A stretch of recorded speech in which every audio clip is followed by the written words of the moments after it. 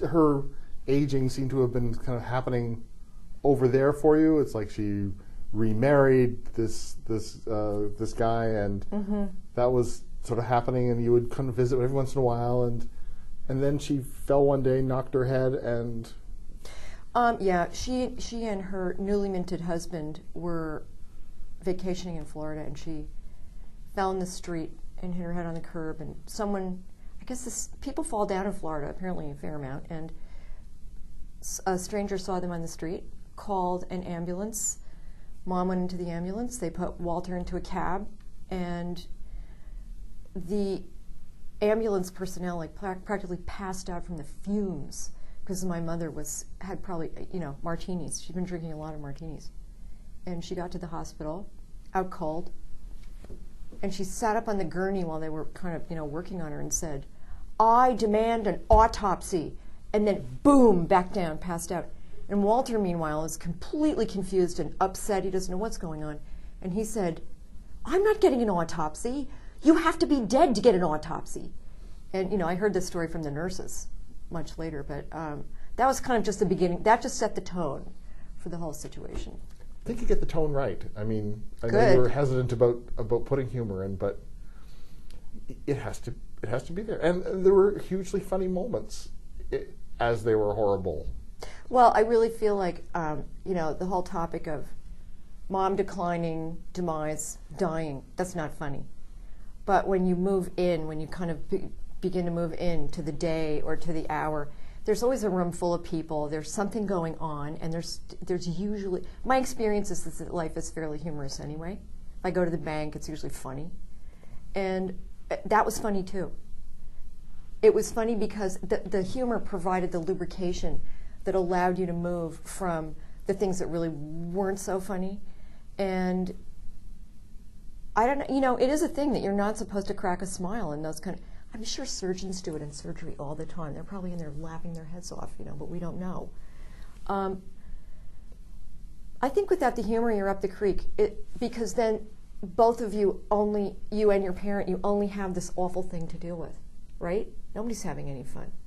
But if somehow you can create that environment, the intimacy of a joke is a great thing. And we were able to do that.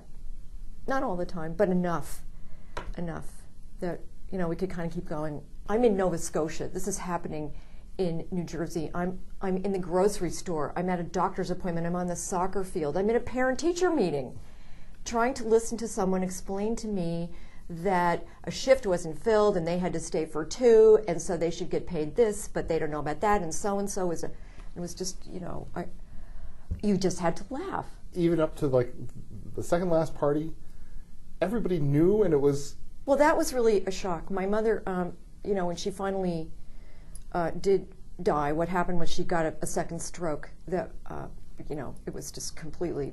She just had some little bit of time left on the meter there. And so she came home to die, and the doctor said she can't swallow, she can't... This whole litany of things. She couldn't swallow, couldn't eat, probably wouldn't speak, all this stuff. Well... So the family gathers, and have kind of taken over the house, and we're kind of cooking and doing stuff. And all of a sudden, one of the health aides said, "Look who's here."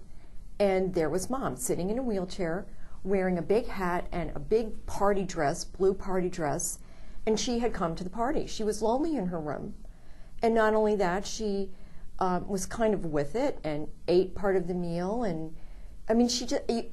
my heart just lurched. I thought, oh, they were wrong. It was someone else's MRI, But that was really a great moment. And then there was the whole thing of trying to give her these birthday presents, and it's like, well, what do you give somebody who's going to die? You duct tape, matches. What people were giving her handkerchiefs and little boxes of cards, greetings from the beyond. I mean, I don't know, but you just do the best you can and warble through. It's a dark, dark scene, but your mother is going to be declared dead by Angela? I'm lying in bed. I'm completely exhausted. I'm drained. And all of a sudden, she comes bounding in the room, shakes me and says, your mother, she's passed. And I said, what? She said, your mother, she's dead. So I come bounding into the room. I look on the bed, and there's Mother looking up at me, and I said, are you dead, Mom? She said, not dead yet. I think this would go over pretty well with her. You know, I get asked that question frequently. Well, if your mother was alive, what would she think? I often feel that people are asking that question, not what would she think of this book, but it's what will we think when we are old? How will we see ourselves? Will we have a kind eye, or will we feel that we've betrayed ourselves by getting old somehow? And that's an open question. We just have to find out how we will do this. How we will be old is the question. The book is Welcome to the Departure Lounge, Adventures in Mothering Mother. I've been speaking with the author, Meg Federico, and Welcome to the Departure Lounge, published by Doubleday Canada.